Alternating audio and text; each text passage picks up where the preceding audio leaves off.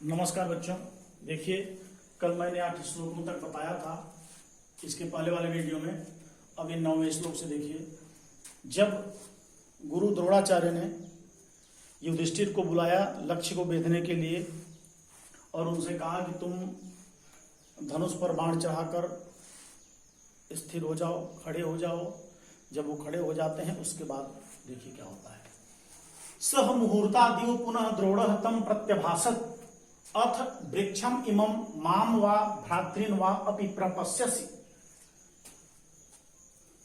सह द्रोण, उस द्रोणाचार्य ने, ध्यान दीजिएगा, सह द्रोण, उस द्रोणाचार्य ने मुहूर्तादिव, कुछ समय के बाद पुनः फिर से प्रत्यभाषत बोले, अर्थात वे द्रोणाचार्य तम, उनसे, अर्थात युधिष्ठिर से, वे द्रोणाचार्य कुछ समय के बाद फिर से तम प्रत्यभाषत, उनसे बोले, अर्थात युधिष्ठिर से बोले। क्या बोले? अथ वृक्षम इमम, इस वृक्ष को, इमम वृक्षम, इस वृक्ष को, वामाम अथवा मुझे, वा भ्रातृन अपि अथवा भाइयों को भी प्रपश्यसि, देख रहे हो। द्रोणाचार्य ने युधिष्ठिर से पूछा। सह द्रोण, उस द्रोणाचार्य ने, सह द्रोण, उस द्रोणाचार्य ने मुहूर्तादिव, कुछ समय के बाद ही पुनः फिर से तम प्रत्यभाषत, उस युधिष्ठिर से प्रत्यभाषत बोले। क्या बोले? कि इमं वृक्षम, इस वृक्ष को, वा माम अथवा मुझे, वा भ्रातृन अपि अथवा भाइयों को भी प्रपश्यसि, देख रहे हो। अर्थात बोले कि हे युधिष्ठिर, तुम इस वृक्ष को, मुझे अथवा भाइयों को भी देख रहे हो। सह द्रोण, उस द्रोणाचार्य ने मुहूर्तादिव, कुछ समय के पश्चात पुनः फिर से तम प्रत्यभाषत, अर्थात उस युधिष्ठिर से बोले, इमं वृक्षम, क्या बोले? कि इमं वृक्षम, इस वृक्ष को, माम वा माम अथवा मुझे, वा अपि भ्रातृन अथवा भाइयों को भी प्रपश्यसि, देख रहे हो, अर्थात तुम इन सबको भी देख रहे हो। तम उवाच स कौन्तेयः पश्यामि एनं वनस्पतिं भवन्तं च तथा भ्रातृन् भासं चेति पुनः पुनः। ध्यान दीजिएगा। स कौन्तेयः, उस कुंती पुत्र ने, अर्थात उस युधिष्ठिर ने, तम उवाच, उनसे कहा।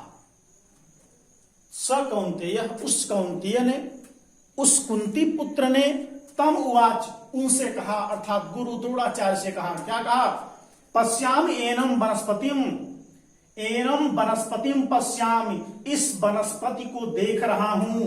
भवंतम च भवंतः, आपको भी देख रहा हूं। तथा भ्रातृन, भाइयों को भी देख रहा हूं। भासम च, और गीध को पुनः पुनः बार बार देख रहा हूं, और गीध को बार बार देख रहा हूं। फिर से देखिए। स कौन्तेय, उस कुंती पुत्र अर्थात युधिष्ठिर ने, तम उवाच, उनसे कहा, एनम वनस्पतिम पश्यामि, इस वनस्पति को देख रहा हूं। च भवंतम, और आपको भी देख रहा हूं। तथा भ्रातृन, भाइयों को भी देख रहा हूं। च, और भाषम पुनः पुनः इति, और गीध को बार बार देख रहा हूं। इस प्रकार से युधिष्ठिर ने गुरु द्रोणाचार्य से कहा। तम उवाच अपसर्पेति द्रोणो अप्रीतमना इव न एतत् शक्यं त्वया वेद्धुं लक्ष्यमित्येव कुत्सयन्। ध्यान दीजिएगा। अप्रीतमना, द्रोणो अप्रीतमना, अप्रीतमना इव, अप्रीतमना, अप्रसन्न मन वाले, इव माने समान, अर्थात अप्रसन्न मन वाले के समान द्रोण, द्रोणाचार्य ने, अप्रसन्न मन वाले के समान द्रोणाचार्य ने, अर्थात कहने का मतलब यह है कि द्रोणाचार्य जी अप्रसन्न हो गए, नाराज हो गए। ठीक है। तो अप्रीत मना इव द्रोण, कह सकते हैं कि अप्रसन्न मन वाले द्रोणाचार्य ने, अप्रसन्न मन वाले द्रोणाचार्य ने, न एतत् शक्यम त्वया वेद्युम लक्ष्यम, त्वया एतत् लक्ष्यम वेद्धुम न शक्यम, त्वया एतत् लक्ष्यम वेद्धुम न शक्यम, अर्थात तुम्हारे द्वारा लक्ष्य को, एतत् लक्ष्यम, इस लक्ष्य को, तुम्हारे द्वारा इस लक्ष्य को नहीं बेधा जा सकता। इसमें 3 शब्द हैं, न एतत् शक्यम, अर्थात त्वया, तुम्हारे द्वारा, एतत् लक्ष्यम, इस लक्ष्य को, न वेद्धुम शक्यम, नहीं बेधा जा सकता, अर्थात तुम्हारे द्वारा इस लक्ष्य को नहीं बेधा जा सकता। अप्रीत मना इव द्रोणो, अप्रसन्न मन वाले द्रोणाचार्य ने त्वया एतत् लक्ष्यम वेद्धुम न शक्यम, तुम्हारे द्वारा इस लक्ष्य को बेधा नहीं जा सकता है।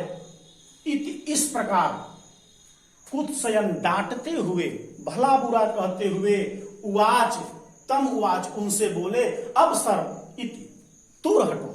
इस प्रकार कहने का मतलब यह है कि जब द्रोणाचार्य जी अप्रसन्न हो गए, उनका मन अप्रसन्न हो गया, तब वे बोले कि तुम्हारे द्वारा इस लक्ष्य को नहीं बेधा जा सकता है। इस प्रकार से भला बुरा कहते हुए उनसे बोले कि तुम दूर हट जाओ। फिर से देखिए, अप्रीत मनायु द्रोणो, अप्रसन्न मन वाले द्रोणाचार्य ने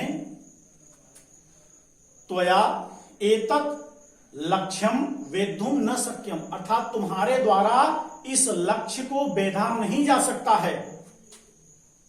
उवाच इति, इस प्रकार से, उवाच, तम उवाच, उनसे बोले, कुत्सयन, डांटते हुए, कुत्सयन, डांटते हुए, अर्थात तुम्हारे द्वारा लक्ष्य नहीं बेधा जा सकता, इस प्रकार डांटते हुए, तम उवाच, उनसे बोले, अपसर्पेति, अपसर्प इति, अर्थात दूर हट जाओ। इस प्रकार आई बात समझ में? फिर से देखिए, अप्रीत मना इव द्रोण, अप्रसन्न मन वाले द्रोणाचार्य ने त्वया एतत् लक्ष्यम वेद्धुम न शक्यम, तुम्हारे द्वारा इस लक्ष्य को बेधा नहीं जा सकता, इति कुत्सयन, इस प्रकार से डांटते हुए, तम उवाच, उनसे बोले, अपसर्प, अर्थात दूर हट जाओ, तुम दूर हट जाओ।